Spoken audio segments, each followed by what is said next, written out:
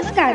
महाराष्ट्रातील विविध क्षेत्रातील बातम्या झटपट आपल्या मोबाईलवर पाहण्यासाठी लगेचच सबस्क्राइब करा राष्ट्रशक्ती लाईव्ह न्यूज आणि सोबत बेल आयकॉन प्रेस करायला विसरू नका.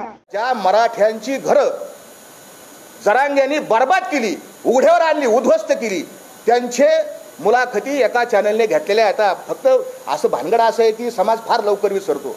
तुकोबारांनी त्याच्यामुळे सांगितलं, विसरली तया थोर झाली आणि खूप नुकसान झालं. हा जरांगे आणि म्हणून माझा वाद सुरू झाला. दुसरा माझा आक्षेप आहे की या जरांगे काय आक्षेप आहे माझा काय भाऊबंद नाही, माझं काय नुकसान केलेलं नाही, तरी काही नाही. आक्षेप का की याला शेजारी खुसमस करे लोक लागतील, हांजी करणारे लोक लागतील. जरांगे मला इकडं पूर्व दिशा ती इकडंच पूर्व दिशा असे लोक लागतील. आणि आमच्या कीर्तनकारांनी याच्यात कळस केला. कीर्तन हे परिवर्तनाचं साधन आहे.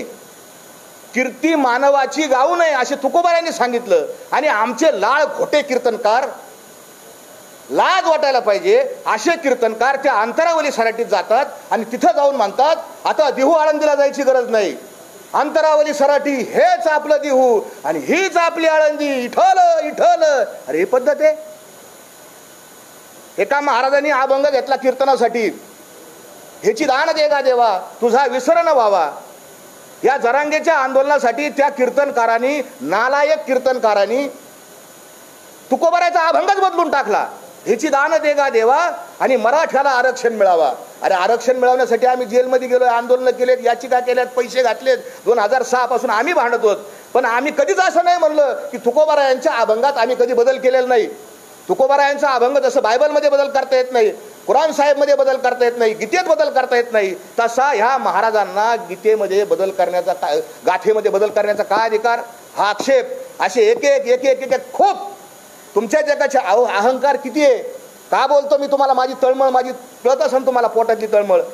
याची एवढी पोरगी एका चॅनलवर मुलाखत गेली, काय म्हणली आहे, माझे पप्पा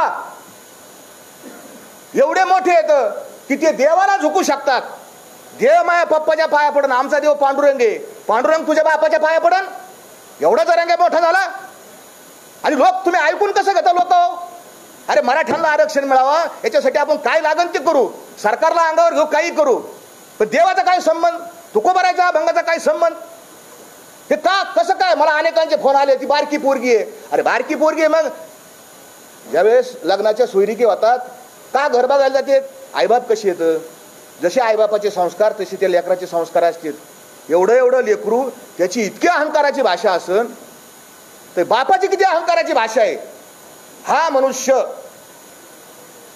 मराठा समाजाचं नुकसान करणारा आहे, मराठा समाजाचं वाटोळ करणारा हा मनुष्य. मला हा अनुभव आला.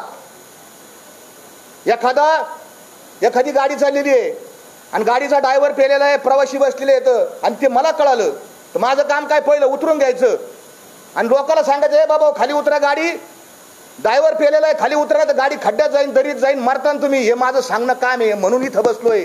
गाडीचा ड्रायव्हर पेलेला आहे, गाडी खड्ड्यात जाणार आहे, माझं सांगायचं काम आहे. मी सत्य सांगणार. मला खूप धमक्या आल्या, गोळ्या घाला, मारा, सगळ्या रेकॉर्ड येतात. तू मार, बॉम्ब लाव, जाळ, पण मी खरं बोलल्यापासून हटणार नाही. माझे जे आक्षेप येतं